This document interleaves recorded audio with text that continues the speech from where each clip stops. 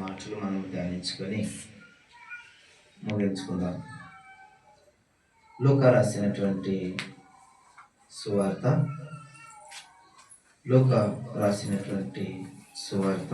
కొన్ని మాటలు మనం ధ్యానించుకొని సమయానికే మనము ముగించుకుందాం. 15వ అధ్యాయం లూకా రాసినటువంటి సువార్త 15వ అధ్యాయం. ఇక్కడ కొన్ని మాటలు ప్రభు సెలవిస్తున్నాను. మొదటి నుంచి నేను చదువుతాను, చూడండి.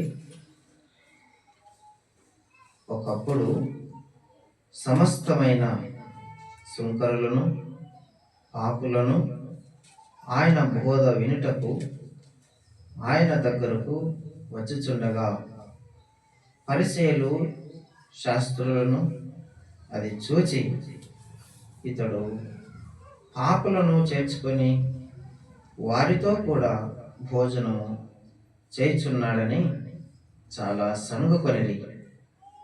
ప్రభు ఈ మాటలు దీవించునుగాక. ప్రియులారా, ఇక్కడ మన ప్రభు అయిన యేసుక్రీస్తు వచ్చినటువంటి విధానము తేటగా బయలుపరచబడుతుంది. ప్రభు అయిన యేసుక్రీస్తు పాపులను రక్షించడానికి భూలోకానికి వచ్చాడని స్పష్టముగా ఇక్కడ బయలుపరచబడుతుంది. ఆయన వచ్చాడు, పాపులను చేర్చుకుంటున్నాడు, పాపులతో కూర్చుంటున్నాడు, పాపులతో భోంచేస్తున్నాడు, పాపులతో అన్ని విధములుగా సావాసములో ఉన్నాడు. అయితే కొందరు సణుగుకున్నారు. ఎట్లా సణుగుకున్నారంటే, ఈయన దేవుడై ఉండి, ఈయన పరిశుద్ధుడై ఉండి, ఈయన నీతిమంతుడై ఉండి, ఈయన పాపులతో సావాసం చేస్తున్నాడే, పాపులతో భోజనము చేస్తున్నాడే, పాపము చేసేవారితో కూర్చుంటున్నారే అని వారు సణుగుతున్నారు. అయితే మనము చూడవలసినటువంటి వచనాలు ఏమిటంటే, కింద భాగంలో చూడండి, 3వ వచనం అంటున్నాడు, అందుకు ఆయన వారితో ఈ ఉపమానము చెప్పెను. మీలో ఏ మనుషునికైనను 100 గొర్రెలు కలిగి ఉండగా వాటిలో ఒక్కటి తప్పిపోయిన ఎడల అతడు 99 అడవిలో విడిచిపెట్టి తప్పిపోయినది దొరకు వరకు దానిని వెతుక వెళ్ళడా అన్నాడు. ప్రియులారా, చూడండి, ఒక మనిషికి 100 గొర్రెలు ఉన్నప్పుడు ఆ గొర్రెలలో ఒకటి తప్పిపోయిన వాడు సంతోషంగా ఉంటాడా అని ప్రభువు వారిని అడుగుతున్నాడు. ఎవరిని? పరిసయ్యులని, శాస్త్రులని అడుగుతున్నాడు. 100 గొర్రెలు ఉన్నాయి, ఆ గొర్రెలో ఒకటి తప్పిపోయినా మీరు ఉండగలరా? ఆ కాపరి ఉండగలడా? ఆ గొర్రెలు యజమానుడు ఉండగలడా అని అడుగుతున్నాడు. అయితే కింది భాగంలో చూడండి, అది దొరికినప్పుడు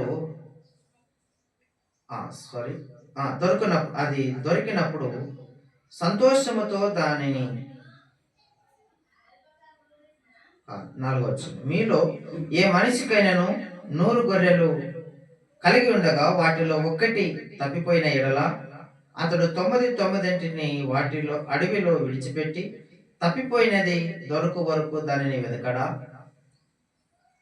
అది దొరికినప్పుడు సంతోషముతో దానిని తన భుజము మీద మోసుకొని ఇంటికి వచ్చి తన స్నేహితులతో పొరుగు వారిని పిలిచి, మీరు నాతో కూడా సంతోషించండి, తప్పిపోయిన నా గొర్రె దొరికినదని వారితో చెప్పెను కదా.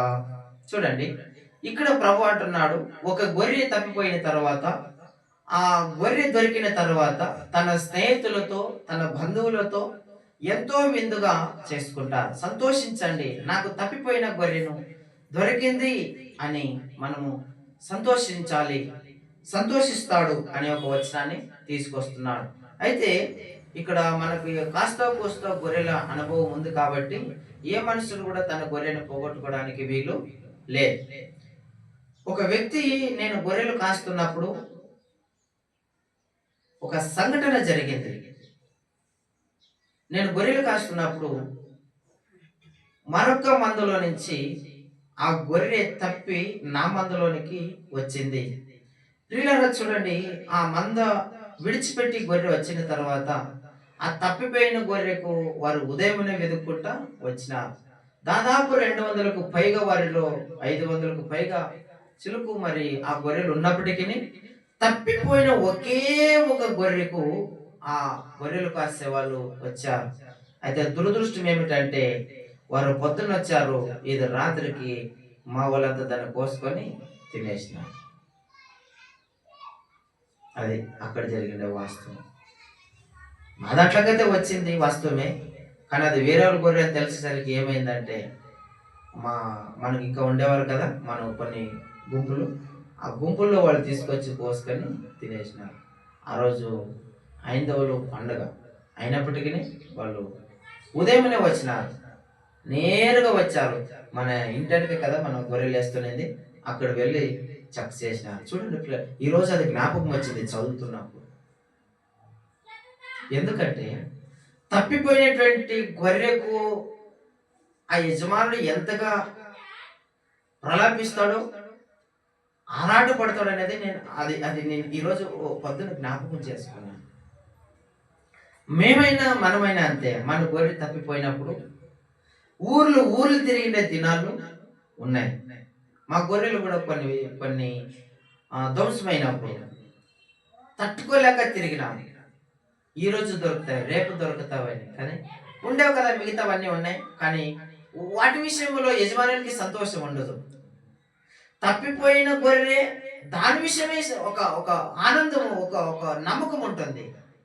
తప్పిపోయినటువంటి గొర్రె, ఆ గొర్రెకి దుఃఖం అంతా దాని మీద ఉంటుంది. ఉండేవెన్నో ఉంటాయి, కానీ వాటి వైపు ఆయన మనసు ఉండదు. తప్పిపోయిన దాని గురించి ఎక్కువ చింతిస్తాడు. అయితే చూడండి, కింది భాగంలో అంటున్నాడు చూడండి, 6వ వచనం చూద్దాం. చూడండి, మీరు నాతో కూడా సంతోషించండి, తప్పిపోయిన నా గొర్రె దొరికినదని వారితో చెప్పాను కదా. ఇప్పుడు చూడండి అక్కడ ఎట్లుంది, 7వ వచనం.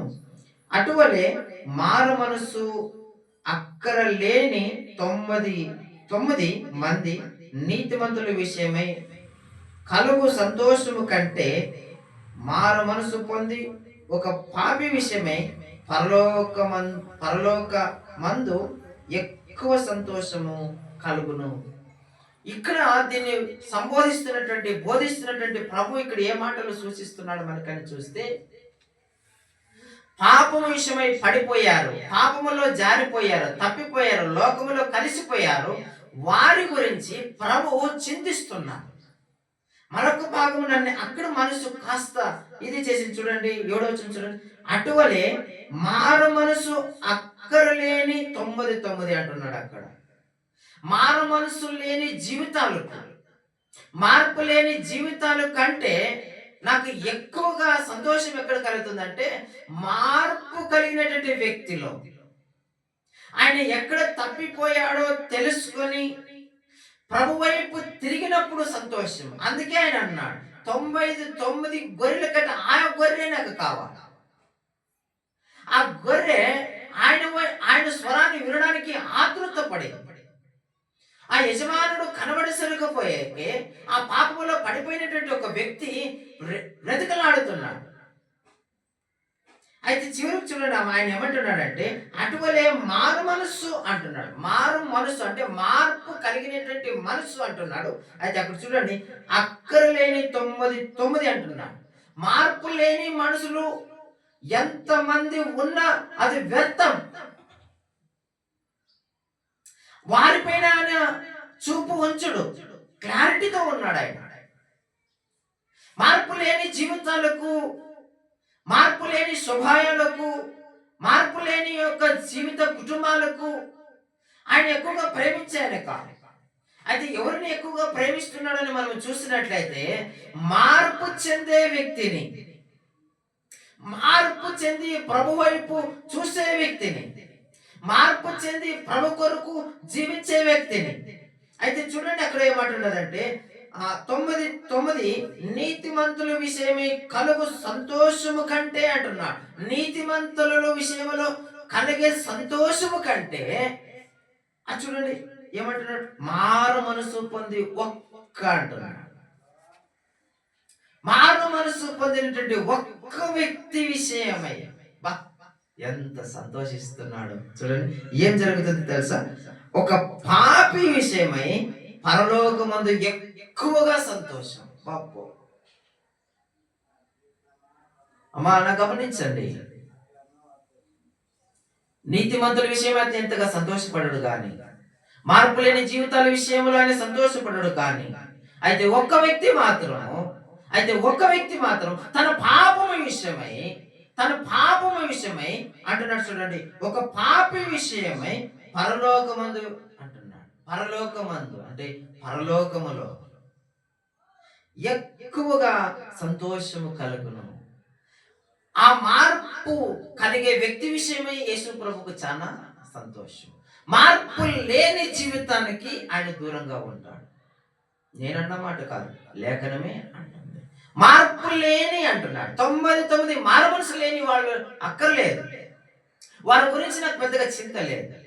అయితే ఒక పాపి విషయమై నాకు చింత, ఒక వ్యక్తి విషయమై నాకు చింత. ఏ పాపములో పడి ఉన్నావో నీవు నేను మనము గమనించినట్లయితే, ఏ పాపం విషయమై నువ్వు జారిపోయావు, ఏ విధంలో నువ్వు తప్పిపోయావు, ఏ రీతిలో నువ్వు తప్పిపోయావు, ఆ విషయమే ఆయన ఎక్కువగా చింతిస్తున్నా. ఆ తప్పిపోయినటువంటి వ్యక్తి కొరకే ఆయన వచ్చాడు. ఒక చోట రాయించినాడు కదా ఆయన, పరిశుద్ధుల కొరకై నేనైతే రాలేదు, నీతిమంతుల కొరకైతే నేను రాలేదు, పాపుల కొరకే నేను వచ్చాను. నిజంగా చెప్పండి, మనము నీతిమంతులమా, పరిశుద్ధులమా? కాదు, దౌర్భాగ్యులం. అయోగ్య స్థితిలో బ్రతికిన మనములని ఆయన ప్రేమించాడు, భూలోకానికి దిగి వచ్చాడు, రక్త మాంసములో పాలివాడి పాపపు శరీరాకారముతో ఈ లోకంలో జీవించాడు. మనకు రావాల్సిన యావత్ శిక్షను తాను భరించాడు. తాను చిందించినటువంటి ఆ పరిశుద్ధమైన రక్తములో మనకు పాప క్షమాపణ కలిగింది. అందుకే మనం ఈనాడు యోగ్యులం, దేవుణ్ణి స్తుతించడానికి యోగ్యులమై ఉన్నాం. అయితే ఇక్కడ అంటున్నటువంటి వచనం ఏమిటంటే, తప్పిపోయినటువంటి గొర్రె కొరకై ఆయన మాట్లాడుతున్నారు. అయితే నీవు ఏ విషయంలో తప్పిపోయావు, ఏ పాపములో పడిపోయావు? అయితే ప్రభువు నీ కొరకే ఎదురు చూస్తున్నాడు, నిన్నే వెతుకుతున్నాడు. ఏ పాపంలో నీవు జీవిస్తున్నా, అట్టడుగుకు నీ పాపంలో మునిగిపోయినప్పటికీ ప్రభు నీ వైపే చూస్తున్నాడు, నిన్నే వెతుకుతున్నాడు. నిన్నే చూస్తూ, నిన్నే వెతుకుతూ, నీ గురించి ఆయన చింతిస్తున్నాడు. ఏ పాపంలో పుడుకొని పోయావు?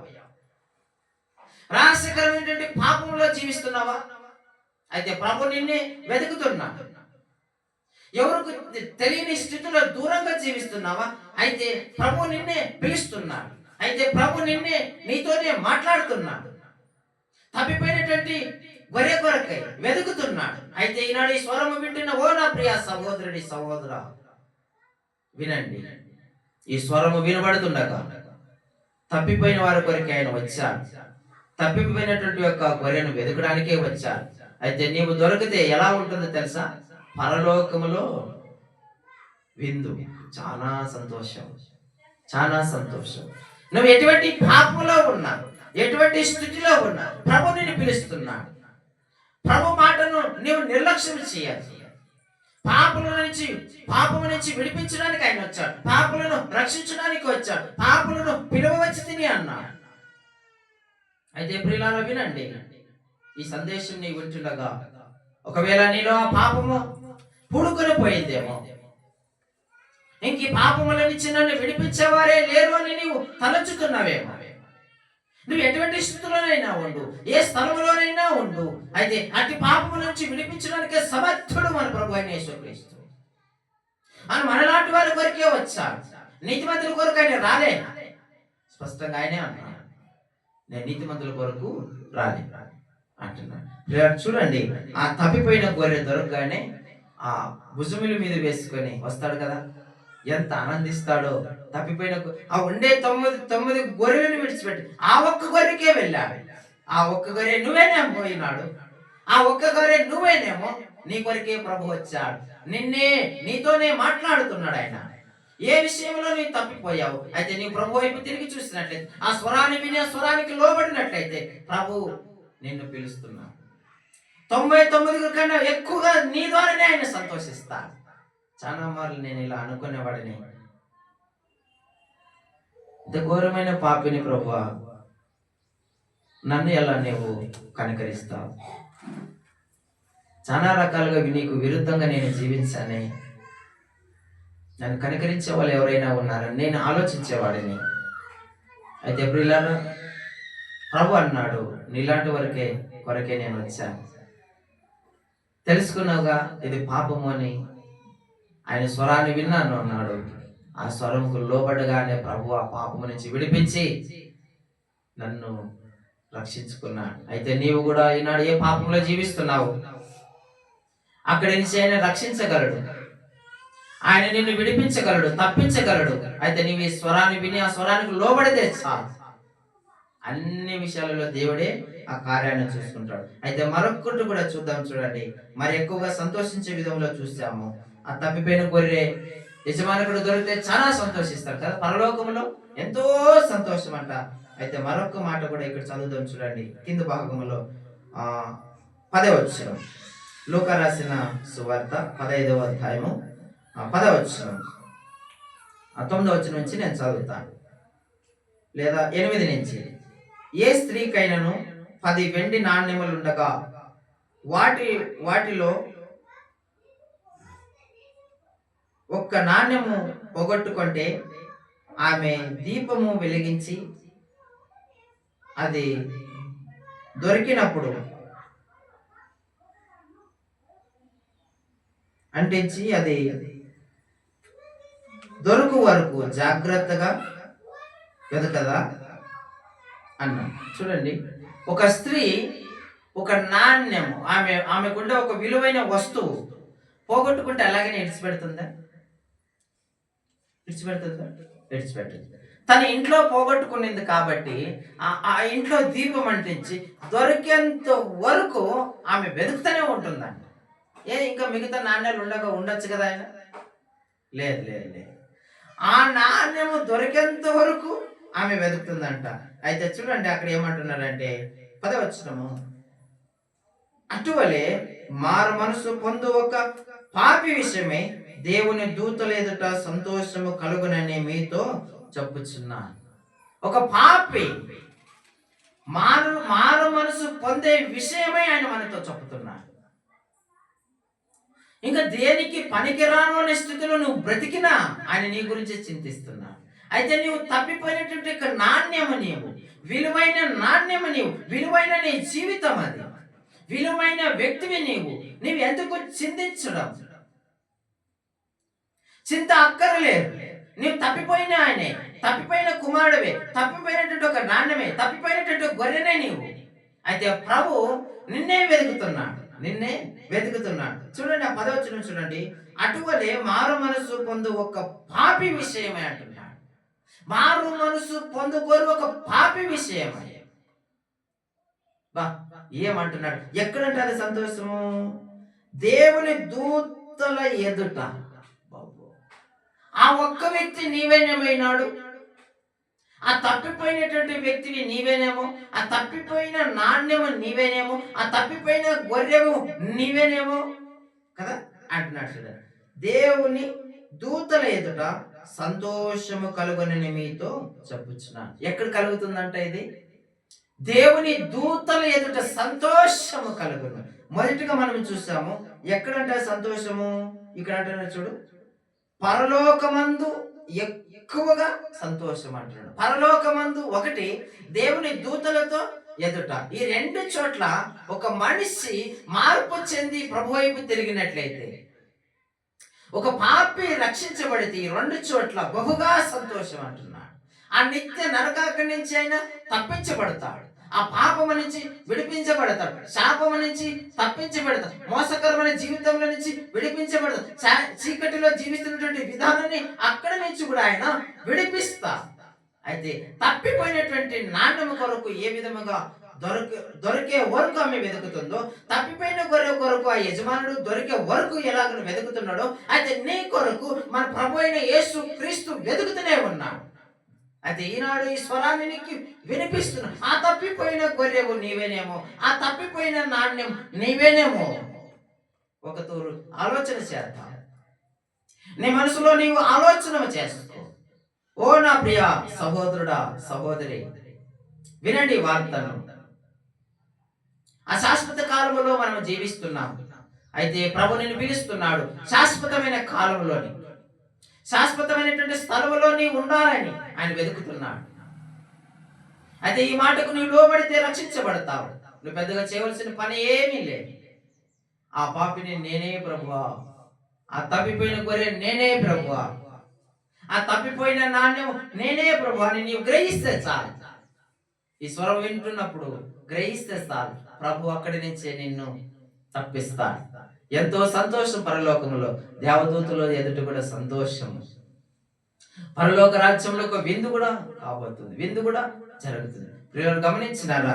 అయితే మరొక వ్యక్తిని కూడా చూపెట్టినాను. అంశం ముగింపులోనికి నేను తీసుకొని వస్తాను చూడండి. ఒకవేళ ఈ మాటలు నీవు వింటున్నట్లయితే, నువ్వు ఏ విషయంలో తప్పిపోయావు, ఏ విషయంలో నీవు పాపములో పడిపోయావు, ఏ విషయంలో నీవు కన్నీరు విడుస్తున్నావు, ఏ విషయంలో నీవు దుఃఖాక్రాంతుడై నిలిచావు, అయితే ప్రభు నిన్నే పిలుస్తున్నాడు, ప్రభు నిన్నే చూస్తున్నాడు, ప్రభు నిన్నే ఆకర్షించడానికి ఆయన దూతను, దేవుని మాటలను పంపి ఉన్నాడు. గమనించండి, తప్పిపోయిన గొర్రె ఏ విధముగా దొరికితే ఆ యజమానుడు ఎంత సంతోషిస్తాడు తెలుసా? తన భుజముల మీద వేసుకొని వస్తాడు. అయితే మన ప్రభు యేసుక్రీస్తు కూడా మనల్ని ఎత్తుకొని ఎంత ముద్దాడుతాడో. ఓ నా కుమారుడా, ఇన్ని రోజులు నువ్వు పాపంలో పడిపోయావు, అయితే ఈ రోజు నిన్ను పరిశుద్ధ పవిత్ర పరిచాను, ఈ రోజు నా కుమారుడు నీవు అని ఒక ముద్ర వేస్తాడు. మారు మనసుకు ఆయన అనుగ్రహిస్తాడు. ఆయన కాచిన అమూల్యమైన రక్తము ఆ పాపము నుంచి నిన్ను విడిపిస్తుంది. ఆ మరణం, ఆ పునరుద్ధానం నిన్ను బ్రతికిస్తుంది. పిల్లరా, నీవు ఈ మాటలు వింటుండగా ఒక చిన్న ప్రార్థన నీలో జరిగినట్లయితే పరలోక రాజ్యానికి వారసుడుగా, వారసురాలుగా ఎంచబడతావు. తప్పిపోయిన గొర్రె గురించి చూసాం, తప్పిపోయిన నాణ్యం గురించి చూసాం. అయితే ఇప్పుడు చూడండి, తప్పిపోయిన కుమారుడు ఎలా ఉన్నాడో చూడండి, వాని జీవిత విధానం ఎలా ఉండాలో చూడండి. అయితే కింద భాగంలో మనం చూద్దాం చూడండి. ఒక లూకా రాసిన సువార్త 15వ అధ్యాయము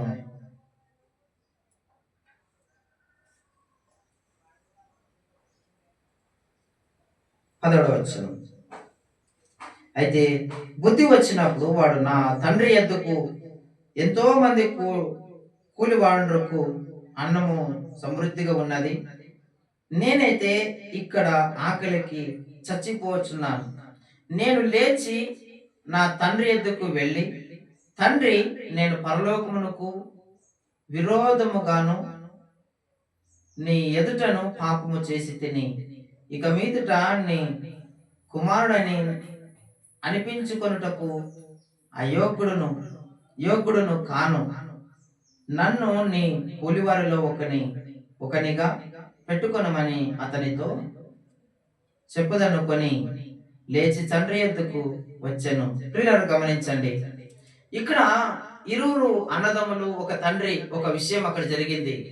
తండ్రి గొప్ప ఆస్తిపరుడు, చాలా ఆస్తి, ఆయనకు ఉండే ఆస్తి. ఇద్దరే కొడుకులు. మరి సహజంగా తండ్రి ఆస్తి కుమారులకే చెందుతుంది కదా. ఆ విధముగా తండ్రి కుమారుల మధ్యలో జరిగినటువంటి ఒక చూడండి ఎలా ఉందంటే, చిన్న కుమారుడు అన్నాడు, నాయన, నాకు వచ్చే ఆస్తి, నా భాగానికి ఏదైతే ఆస్తి వస్తుందో అది నాకు ఇచ్చేయి అన్నాడు. తండ్రి మరమాటు మాట్లాడుకోకున్నట్లుగా తనకు వచ్చే భాగం అంతా కూడా కుమారుడికి ఇచ్చేసినాడు. ఎప్పటికైనా కుమారుడికి ఇవ్వాల్సి ఉంది ఆస్తి, అయితే అడిగేసరికి ఇచ్చేసినాడు. అయితే ఆ కుమారుడు ఏం చేశాడంటే, దూరదేశానికి వెళ్ళిపోయి వ్యాపారాలు చేస్తూ అవి కొన్ని దుర్వ్యాపారాలు, దురలవాట్లకి అన్నిటికీ పాల్పడి చెడిపోయాడు. ఉండే ఆస్తంతా పోయింది, కంప్లీట్ గా ధ్వంసం అయిపోయింది. ఏ మాత్రము ఆయనతో ఇక బ్రతకడానికి కూడా స్థితిలో లేడు, అన్నము కూడా లేదు. అయితే ఆ దేశంలో కరువు రాగా ఇక్కడ ఒక యజమానుడి దగ్గరికి వెళ్ళినాడు. అయితే అక్కడ కూడా ఎక్కడ చేరినాడంటే, ఆ పని కూడా ఏ పని తెలుసా? ఆ పందులు కాసే పని. గొప్ప స్థితిలో ఉన్నాడు ఆ కుమారుడు, ఉన్నత స్థలంలో ఉన్నాడు ఆ కుమారుడు. కానీ ఆయన ఆశ పాపానికి ఈడ్చుకొని పోయింది, ఆయన ఆశ మరణానికి ఈడ్చుకుపోయింది, ఆయన ఆలోచన చెడు మార్గానికి తీసుకుపోయింది, ఆయన చూపు చెడు మార్గానికి వెళ్ళిపోయింది, ఆయన చూపు నాశనానికి తీసుకొని పోయింది. ఓ నా ప్రియ విశ్వాసి, ఓ నా కుమారుడు విను. ఒకవేళ నీవు దురాశ వలన ఏ పాపములో నీ జీవిస్తున్నా, ఆ పాపములకు వచ్చే జీతం మరణమై ఉంది. ఆ సత్యాన్ని ఆ తప్పిపోయిన కుమారుడు గ్రహించా. నేను ఇక్కడే ఉంటే నేను చనిపోతాను, ఇక్కడే నేను జీవిస్తే నేను చనిపోతాను. నువ్వు ఈ పాపంలోనే ఉంటే నీవు మరణిస్తావు. ఆ మరణము తర్వాత నీవు జీవంలో ప్రవేశించు, నిత్య నరకాగ్నికి వెళ్ళవలసిందే. ఆ సత్యాన్ని ఆ కుమారుడు గ్రహించా. అయ్యో, నేను ఇక్కడే ఉంటే నేను చనిపోతాను, నేను చేసినది తప్పే, నేను చేసినది ముమ్మారికి తప్పే, నేను చేసినది పాపమే. పరలోకానికి విరుద్ధంగా నడిచాను, తండ్రికి విరుద్ధంగా నడిచాను, కుటుంబానికి విరుద్ధంగా నడిచాను, ఆ సమాజంలో విరుద్ధంగా నడిచాను, భర్తకు విరుద్ధంగా నడిచాను, భార్యకు విరుద్ధంగా నడిచాను, పిల్లలకు విరుద్ధంగా నడిచాను. సమాజంలో ఎక్కడ తల ఎత్తలేని స్థితిలో నేను బ్రతుకుతున్నాను. అయితే ఇది మరణానికి దాడి తీర్చుంది అనే సత్యాన్ని గ్రహించాడు. అయితే నా ఇంటి నా తండ్రి ఉన్నాడనే ఆలోచన ఆ కుమారుడికి వచ్చింది. పిల్లారా, ఈనాడు నువ్వు గమనించు. ఒకవేళ నువ్వు ఏ పాపంలో జీవిస్తున్నా, ఎంత విరుద్ధమైనటువంటి పనిలో నీవు ఉంటున్నా కూడా, దేవుడు ఆ తప్పిపోయిన గొర్రె గురించి ఏ విధంగా మాట్లాడుతున్నాడో, ఆ స్త్రీ ద్వారా నాన్నమ్మ గురించి ఎలా మాట్లాడుతున్నాడో, తప్పిపోయిన కుమారుడు ద్వారా నీ గురించే మాట్లాడుతున్నాడు ప్రభు. ఆయన సమృద్ధి కలిగినటువంటి దేవుడు, సమృద్ధిని కలుగు చేసే దేవుడు, ఆయన ప్రశాంతమైన దేవుడు, అన్ని విధములుగా ఆదరించే దేవుడు. ఏ విషయంలో, ఏ జీవితంలో నీవు కోల్పోయావు, దూరమయ్యావు, అక్కడి నుంచి నువ్వు లేస్తే ఆయనతో చేర్చబడతావు. ఈ స్వరాన్ని విని నిజమే నేను పాపిని నువ్వు గ్రహిస్తే, ఈ స్వరాన్ని విని నిజమే పరలోకానికి విరుద్ధమైనటువంటి పాపం నేను చేశా నువ్వు గ్రహిస్తే, ఈనాడు ప్రభువు నిన్ను ఆహ్వానిస్తున్నాడు.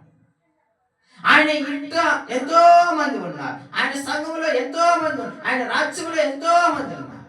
ఆయన పోషింపదగిన చేసే దేవుడు, జీవింపచేసే దేవుడు. నీ జీవం లేదని నీవు అనుకుంటుంటే ఆయన జీవాన్ని ఇచ్చే, పునరుద్ధాన్ని నీకు ఇచ్చి బయలుపరిచే దేవుడు. అయ్యో, నా పని అయిపోయిందని నేను తలంచుతున్నట్లయితే ఆ పని నువ్వు చెయ్యదు. ప్రభు నిన్ను బ్రతికించడానికని సమర్థుడు. అంటే నువ్వు గ్రహించవలసిన సత్యం ఒకటే, నేను పాపము చేస్తాను, దేవునికి విరుద్ధమైనటువంటి నడతను నడిచాను, పరలోక రాజ్యానికి విరోధముగా ఉన్నా, తండ్రి రాజ్యానికి విరోధముగా ఉన్నా, మందిరానికి విరుద్ధంగా ఉన్నా, సేవకులకు విరుద్ధంగా ఉన్నా, విశ్వాసులకు విరుద్ధంగా ఉన్నా, మాదిరి లేని జీవితం. అయితే ప్రభు నీతోనే మాట్లాడుతున్నాడు. ఏ తప్పు చేసావో తెలియదు కానీ ఆ తప్పులో నేను ఉంటే మరణం తథ్యం. అది ఆ మరణం నుంచి తప్పించడానికి క్రీస్తు యేసు నరుడుగా ఈ లోకానికి, అది గ్రహిస్తే చాలు. ఈ స్వరం వింటున్న నీవు ప్రభు వైపు తిరిగి చూడు, ప్రభు వైపు తిరిగి చూడు. తప్పిపోయిన కుమారుడు ఆలోచించాడు, ఇక్కడుంటే నేను మరణిస్తాను, నా తండ్రి ఇంట చాలా మంది పనులు ఉన్నారు, అక్కడన్నా వెళితే కాస్త భోజనము దొరుకుతుంది. అమ్మా, అయ్యా గమనించండి, ప్రభు ఈనాడు మీ అందరితో మనందరితో మాట్లాడుతుండగా ఏ విషయంలో ఎక్కడ తప్పిపోయావో ప్రభు నిన్ను నన్నే హెచ్చరిస్తూ మాట్లాడుతున్నాడు. ఆయన బ్రతికించగలిగిన దేవుడు, ఆయన జీవింపచేసే దేవుడు, ఉత్తి ఎముకలో నుంచి జీవాన్ని ఇచ్చిన దేవుడు.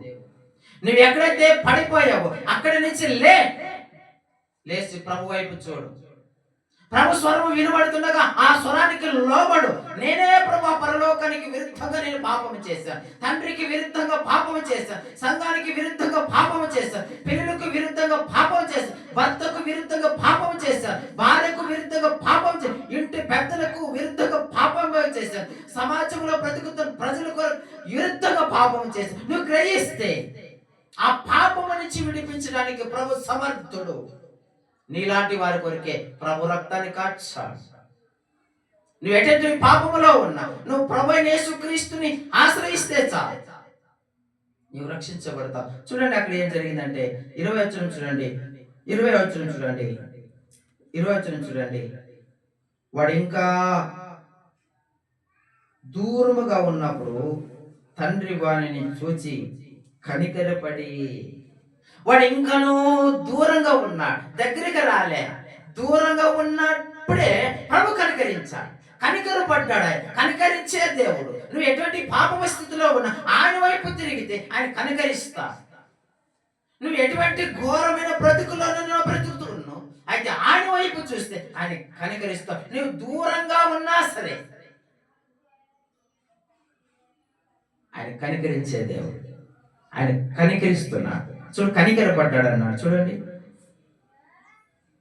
తండ్రి వాణిని చూచి కనికరపడి అన్నాడు. దూరంగా ఉన్నప్పుడే, దగ్గరికి వచ్చినప్పుడు ఇంకా దూరంగా ఉండ, వాడి నడక ఇంకా ప్రయాణం ఉంది.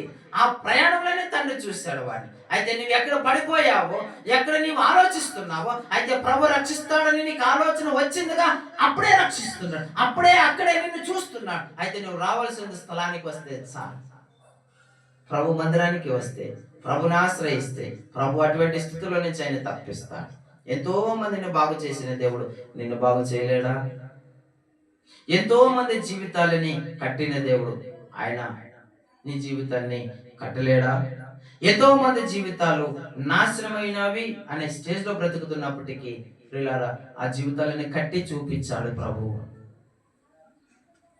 ఆ స్వరానికి వారు లోబడ్డారు, ఆ పిలుపుకు లోబడ్డారు, కట్టాడు. అయితే నువ్వు ఈ పిలుపుకు, ఈ స్వరానికి నువ్వు లోబడుతుంటే ప్రభు నీ జీవితాన్ని, మనందరి జీవితాన్ని కట్టుతాడు.